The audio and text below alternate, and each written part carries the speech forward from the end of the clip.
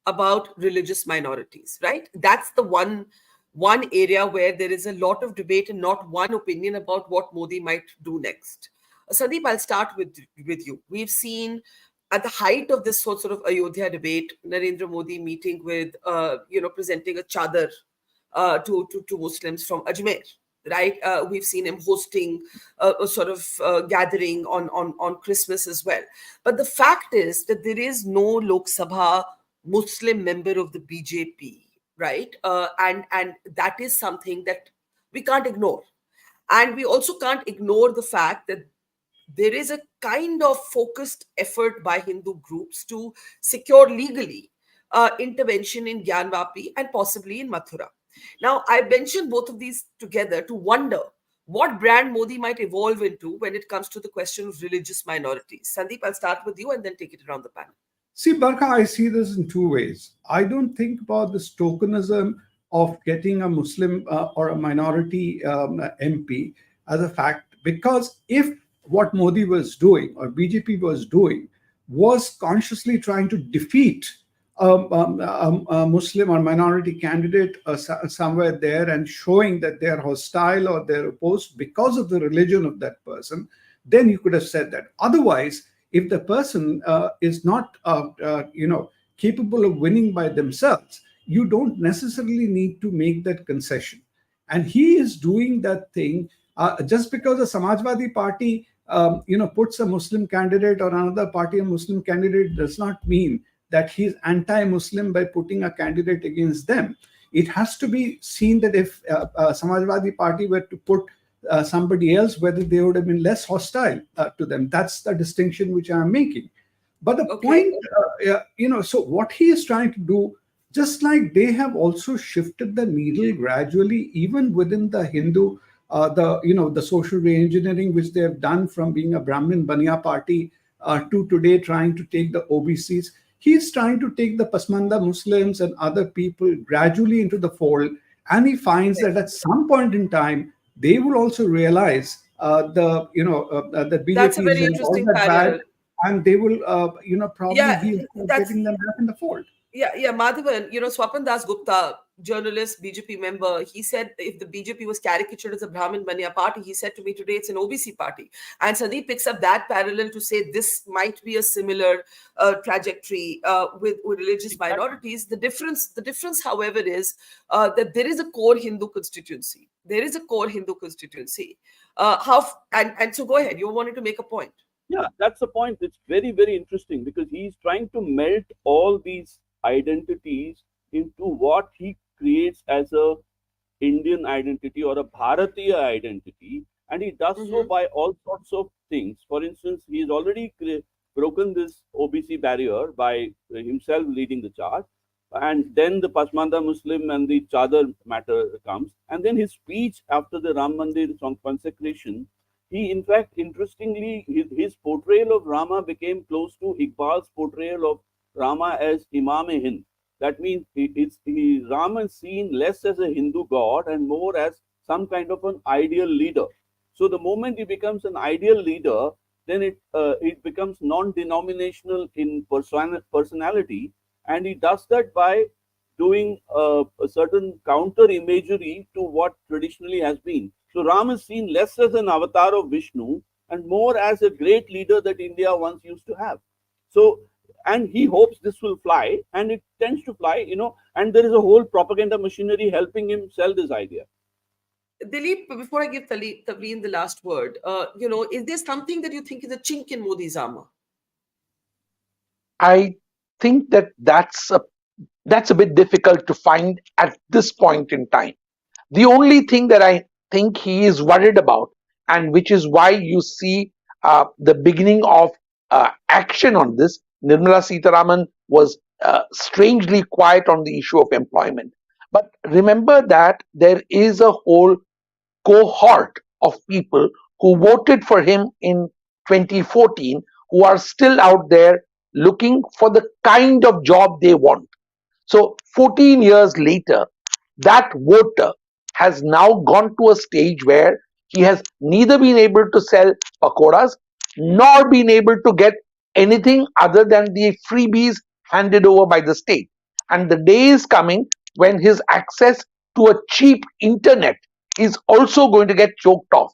So if you want to look for a chink in the armor, it is this, that Okay, this economy is not generating enough jobs. That's a simple fact. It has got nothing to do with Modi. It isn't something that we can blame him for, but it might be something that he might get blamed for. Madhavan, quickly, your brief interjection and Tavleen closes. Yeah, Madhavan. From Dilip, 2 points. First of all, India still has 50% of the population depending on agriculture. Agricultural wages, terms of trade has been statistically proved to be stagnant. Farm incomes are not doubling as promised. On top of that, welfareism is working above the agriculture line into artisans and all. But there's a huge emerging problem in the farm-linked incomes that is electorally significant enough. The other interesting point I want to make is that, there is a point in south of India, as I say, there is an Ayodhya-Ahmedabad axis. The further south you go, there is more rationalism, more hard questioning, where the images are deconstructed and reality checks are done. As the further south you go, the more questions you face. So the south is also going to be a consistent, even if they may not win, they will continue to ask questions that have to be answered institutionally. Well, since you mentioned the South, I think there's a fair chance one is hearing that Narendra Modi may contest from a second seat in either, we don't know where, but in Tamil Nadu. So that's going to be very interesting to watch out for. Tavleen, last thoughts. Any chinks in the armor that you see? Tavleen Singh? I see the Muslim issue as a big chink, not just in his armor, but in India's armor. And I really hope that the hatred that has been generated by BJP workers in many places, the bulldozers that have been used specifically against Muslims as a form of justice. I really hope that that doesn't increase in his third term, because that really is very, very worrying. Okay, I think on that somber note, we can leave it there. I think almost all of us agree that this is Modi cruising towards a third term. If I can go back to my panel for just a moment and say thank you to my guests. Thank you very much to Tavleen, to Madhavan, to Sandeep, and to Dilip. Have a great evening, and thanks to our audience. See you soon. Mojo Story has always made a commitment to its viewers to go to where the story is. And as you can see here, we are at the epicenter of the Israel war on Gaza. We are right at the front line, about 1 mile from the Gaza Strip, as the Israeli military gets ready with its tanks and its gunners to begin its final frontal assault that will take troops into Gaza. As we said, we are not like other organizations. We believe in giving you all sides of the story objectively and as much as possible from the ground. And that's exactly what we're doing here, covering the biggest global story today from the epicenter of the war zone. So please, we need your support. Support us, become a Mojo member, subscribe to us, spread the word, and thank you for your support.